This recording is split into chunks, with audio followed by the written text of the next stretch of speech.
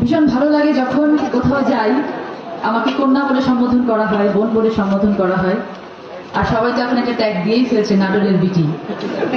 তো এই নামগুলো আসলে খুব, মানে এটার ফিলিংটা বলে বোঝানো যায় না, এটা কতটা ভালো লাগার একটা ফিলিং। আর যখন আবার সেই কন্যা হিসেবে দাবি করা হয়, সেখানে হৃদয়টা অনেক বড় হয়ে যায়। মনে হয় যে না, আল্লাহ তাআলা, এটা এটা কপাল লাগে, কপাল ছাড়া এটা হয় না আসলে। নারী বাস চালক বাসলো রাস্তার নামছে, একটু অ্যাক্সিডেন্ট করছে বা একটু ভুল ত্রুটি হয়েছে, তো এটা হলো কিছু কিছু কতিপয় মানুষ আছে হাসাহাসি ঠাট্টা তামসা শুরু করে দিছে। গাধা মূর্খরা তো এরই তো আগে কোনোদিন দেখে না। উন্নত রাষ্ট্রগুলাতে বেডিরা ট্রাক পর্যন্ত চালায়, আর আমগো দেশের বেডি করতে ব্রয়লার মুরগি বানায় রাখা হয়। ব্রয়লার মুরগি রাখি কে কারে কেমনে কন্ট্রোল করবো, কে কার লগে কেমনে মাথা ফাটাফাটি করবো, কেমনে বেডি করে অত্যাচার করতে হইব, কেমনে নির্যাতন করতে হইব, এগিনে এক্সপার্ট।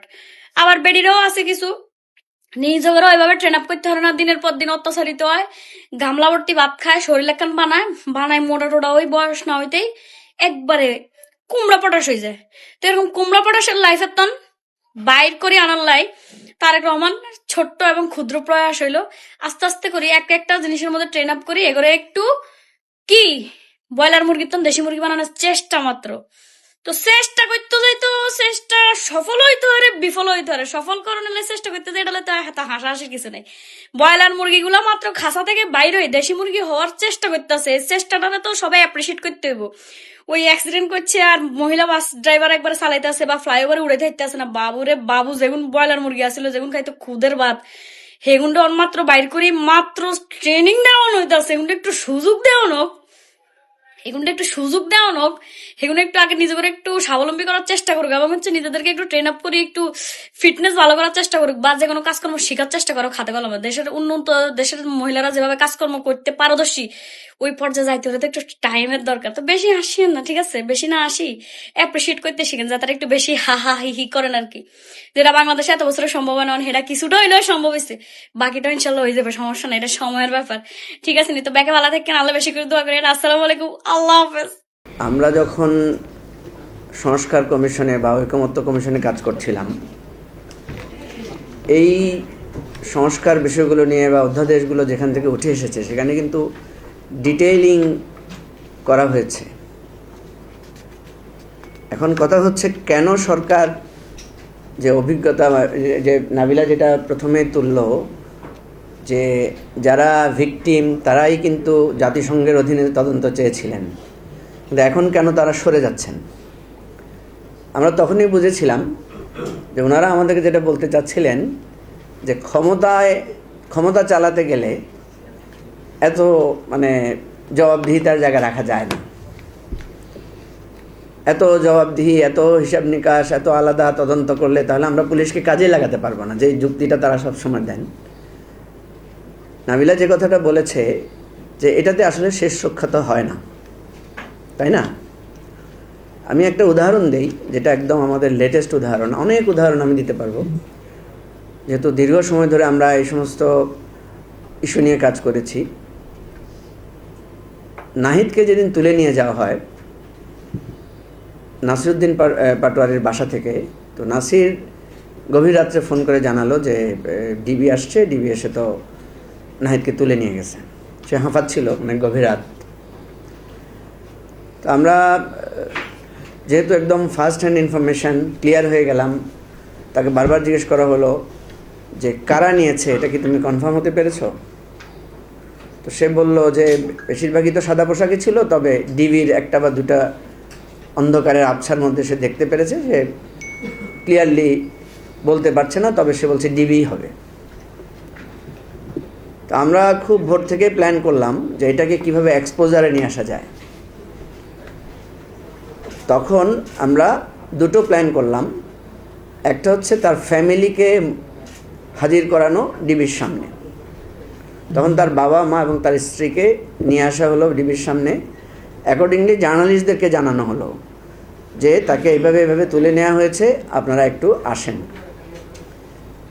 তো সাংবাদিকরা, বিশেষ করে মেইন স্ট্রিম জার্নালিস্টরা আসছিলেন, কিছু আল জাজিরা আসছিলেন সেখানে।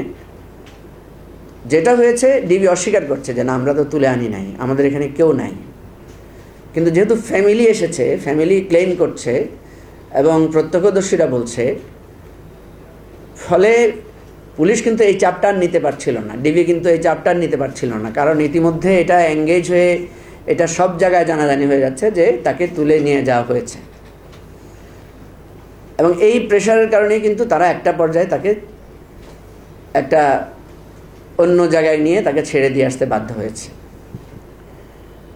তো এটা দিয়ে আমি কি বুঝলাম, বহু ঘটনা আছে এখানে। যে আরমান আছে, আপনি যদি জানেন বুঝবেন, যে নিয়ে যাওয়ার পরে কি করে জানেন, গার্ডিয়ানদেরকে বলে যে এটা কাউকে জানানো যাবে না, আমরা বের করে দেওয়ার ব্যবস্থা করছি। একটা প্রসঙ্গ থেকে এসে বলে যে আমরা, আপনারা আওয়াজ করেন না, এটা আমরা একটা সলিউশন করে ফেলছি। এইভাবে 4-5 দিন তারা ফ্যামিলিকে রাখার চেষ্টা করে, মানে ফ্যামিলি যাতে কোথাও এটা ডিসক্লোজ না করে। সেজন্য আমরা একটা প্রোটোকল তৈরি করেছিলাম যে যে কেউ এইভাবে পিকড আপ হলেই সাথে সাথে সেটা যাতে পাবলিকলি ডিক্লেয়ার করা হয় যে আমার মুখকে তুলে নিয়ে যাওয়া হয়েছে। একজন বিশিষ্ট নাগরিককে এভাবে তুলে নেওয়া হয়েছিল, আমি নামটা বলছি না। আমরা যখন ওনার বাসায় গেলাম শুনে, উনি বলছেন যে না, এটা পাবলিক করা যাবে না। কেন? কারণ তার সাথে ফোনে এক ধরনের ডায়লগ করা হচ্ছে। তো সেখানে শহীদুল আলম ভাই ছিলেন, আরও অন্যান্যরা ছিলেন। আমরা তখন বললাম যে এটা পাবলিক করতেই হবে, যদি পাবলিক না করেন তাহলে ওনাকে কিন্তু আমরা আর ফিরে পাবো না।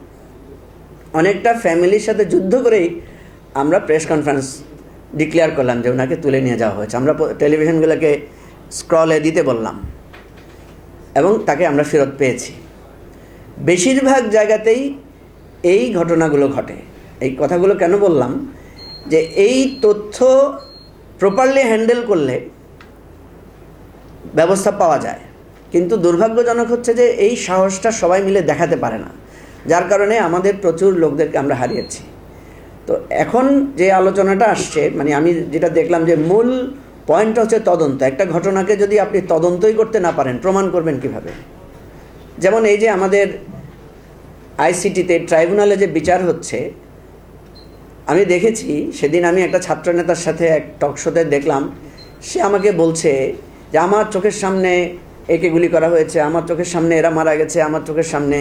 সে যে মানে জুলাই অভ্যুত্থানে সে যখন প্রত্যক্ষদর্শী, সে বর্ণনা দিচ্ছে। তা আমি লাইভ টকশোতে তাকে জিজ্ঞেস করলাম, তুমি কি আইসিটিতে সাক্ষী দিতে গিয়েছো? তো সে বিব্রত হয়ে গেল, বললো যে না, আমি তো যাইনি। তাই বললাম তাহলে ঘটনা প্রমাণ হবে কিভাবে? আইন তো আর সমাবেশ দিয়ে, মানে আপনি অবরোধ দিয়ে তো আইনে বিচার করতে পারবেন না। ধরেন আমরা সবাই গিয়ে ট্রাইব্যুনালের সামনে আমরণ অনশন করলাম বিচারের দাবিতে। বিচার তো হবে কাগজে কলমে, বিচার তো হবে সাক্ষী প্রমাণের ভিত্তিতে।